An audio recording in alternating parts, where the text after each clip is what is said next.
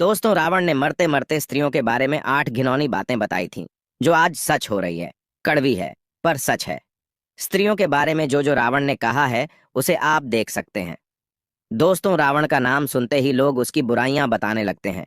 लेकिन रावण को इस ब्रह्मांड का सबसे ज्ञानी पंडित भी कहा जाता है। कहते हैं कि रावण शिवजी का बहुत बड़ा भक्त था। कोई दिन ऐसा नहीं जाता जिस दिन वह शिवजी की आराधना ना करे।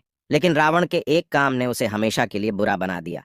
सीता माता का अपहरण करके उन्हें अपनी रानी बनाने का ख्वाब देखने वाला रावण ये भूल गया था कि उसने जिस सीता का अपहरण किया है, वह अयोध्या के राजा दशरथ की पुत्र वधू है, जिसका खामियाजा उसे अपना प्राण देकर चुकाना पड़ेगा।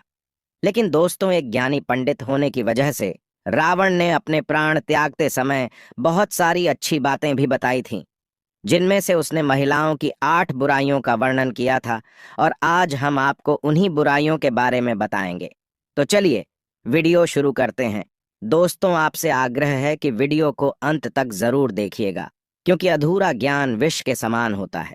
और अगर अभी तक आपने चैनल को सब्सक्राइब नहीं किया, तो तुरंत सब्सक्राइब कर लीजिए और कमेंट बॉक्स में जय श्री राम अवश्य लिख दें। दोस्तों, जब रावण ने माता सीता का अपहरण किया था, तब महल में वापस आते ही रावण की पत्नी मंदोदरी ने रावण से कहा कि सीता एक पतिव्रता स्त्री है। आपको इस तरह किसी दूसरे की पत्नी को अपहरण करके नहीं लाना चाहिए था। जिस पर रावण ने स्त्री की 8 बुराइयों का वर्णन किया था। और जो पहली बुराई रावण के द्वारा बताई गई थी, वह यह थी: स्त्रियां साहसी होती है, लेकिन साहस का इस्तेमाल स्त्रियां एक अवगुण की तरह करती है। कहने का मतलब यह है कि कभी कभी वह साहसी होने के चक्कर में ऐसा कार्य कर जाती हैं, जिससे उनके घर और परिवार को पछताना पड़ता है।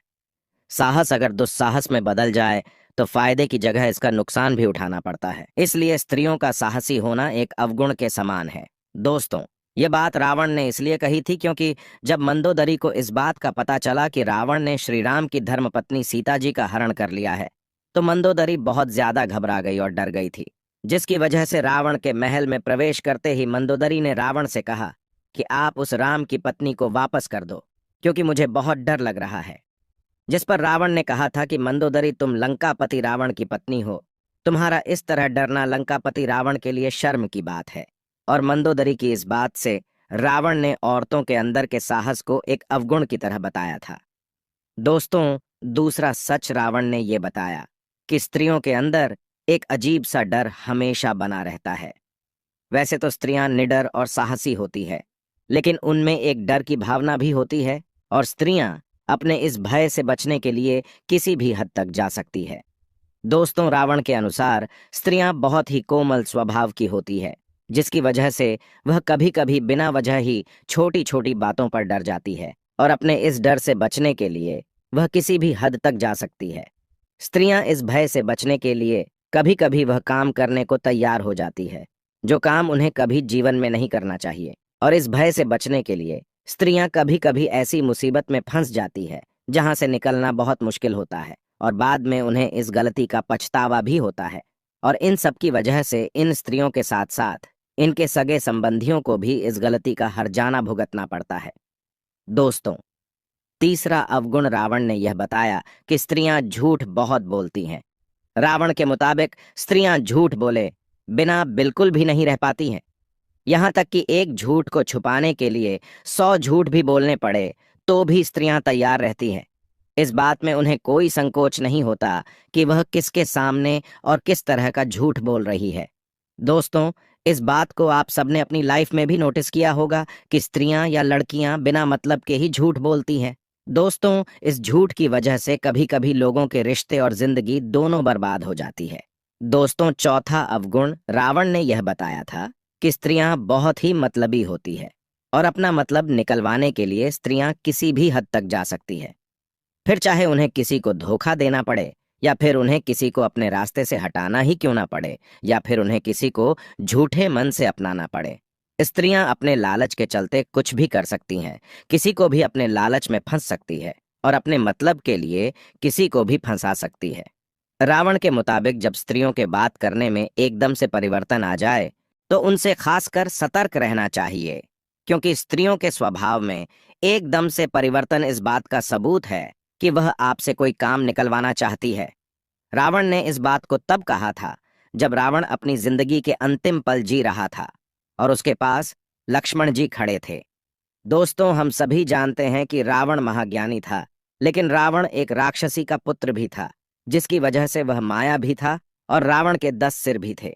उसके पास मन को पढ़ने की असीम शक्तियां थीं। दोस्तों, वीडियो में आगे बढ़ने से पहले, हे माता लक्ष्मी, जो भी भक्त हमारे चैनल को सब्सक्राइब करे, उसका घर धन धान से भर जाए। दोस्तों, रावण में इन सब खूबियों के बावजूद भी वह स्त्रियों के मन का नहीं पढ़ सका। इसीलिए रावण ने स्त्रियों से संबंधित 5वां अवगुण यह बताया था कि स्त्रियां मन से बहुत चंचल होती है। रावण के मुताबिक स्त्रियों के मन में क्या चल रहा है, इस बात को जान पाना किसी भी मनुष्य के बस की बात नहीं है।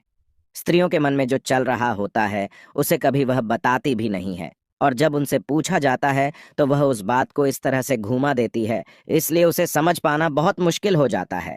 रावण के मुताबिक स्त्रियों के स्वभाव में माया की झलक होती है। अपने चंचल स्वभाव से स्त्रियां केवल आंखों आंखों में किसी का भी मन मोह सकती है और उन्हें अपने हिसाब से कठपुतली की तरह घुमा सकती है। रावण ने इस बात का वर्णन अपने शास्त्रों में भी किया है और इस बात को बखूबी बताया है कि स्त्रियों के सारे अवगुणों में सबसे खराब अवगुण यही है। दोस्तों, स्त्री की चंचलता से हर मनुष्य को बचना चाहिए, क्योंकि इस चंचलता के चक्कर में कई महाबली पुरुषों ने अपनी जिंदगी बर्बाद कर दी। लेकिन इसके बाद भी स्त्रियों की यह आदत नहीं जाती है, इसलिए स्त्रियों की इस चंचलता से जितना हो सके दूर रहना चाहिए। दोस्तों, 6ठा अवगुण रावण ने यह बताया कि स्त्रियों के पेट में कोई भी बात नहीं पच सकती है।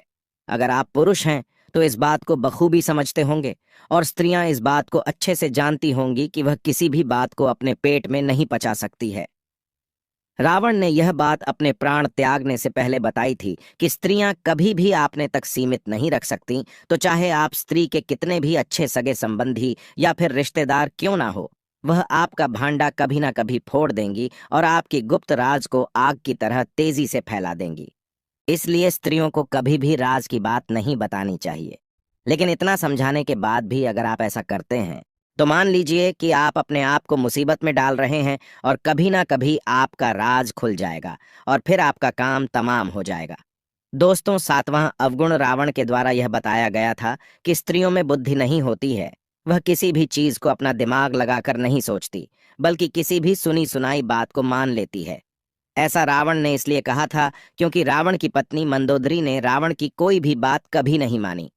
वह रावण की हर बात के खिलाफ थी, और यही कारण है कि स्त्रियां किसी भी स्त्री या पुरुष के बहकावे में बहुत आसानी से आ जाती है और बिना कुछ सुने या देखे किसी भी चीज पर विश्वास कर लेती है, और फिर कुछ ऐसा काम कर डालती है जिसकी वजह से ही वह परेशानी में आ जाती है, और साथ साथ उनके परिवार वाले भी दिक्कत और परेशानी में आ जाते हैं, और फिर इन सब के चलते वह अपने घर का विनाश कर लेती है और फिर बाद में उस चीज का पछतावा करती है। रावण का कहना था कि इसी अवगुण की वजह से स्त्रियां किसी भी फैसले को लेने में बहुत अच्छा महसूस करती है। इसलिए रावण ने कहा कि स्त्रियां विवेकशील नहीं होती। दोस्तों, अब बात करते हैं स्त्रियों के 8वें और आखिरी अवगुण की। रावण के मुताबिक स्त्रियों में आसोच जैसे गुण होते हैं, यानी कि स्त्रियां अशुद्ध होती हैं। जी हाँ दोस्तों, स्त्रियां कितनी भी अपने आप को सोने चांदी हीरे के आभूषणों से सजा लें, लेकिन इन सब के बावजूद भी स्त्रियां अशुद्ध होती है। रावण के मुताबिक महिलाएं साफ सफाई का काफी कम ध्यान रखती हैं, जिसकी वजह से रावण ने यह बात कही थी। दोस्तों, वैसे तो स्त्रियों में कई अच्छाइयां भी होती हैं, लेकिन यह कुछ 8 अवगुण हैं जिनके बारे में रावण ने बताया था, और इन्हें सुनकर आप बखूबी जान सकते हैं कि स्त्रियों के अंदर क्या क्या अवगुण होते हैं और क्या नहीं। दोस्तों, रावण ने जितने भी अवगुण के बारे में बताया है, आपके हिसाब से आज के समय में कितना सही है, हमें कमेंट करके ज़रूर बताएं। वीडियो पसंद आया हो तो वीडियो को लाइक करें, साथ ही चैनल को सब्सक्राइब करें। साथियों, आशा करते हैं कि आज का यह वीडियो आपको पसंद आया होगा। अगर वीडियो अच्छा लगा हो तो कमेंट में जय श्री राम ज़रूर लिखें। धन्यवाद।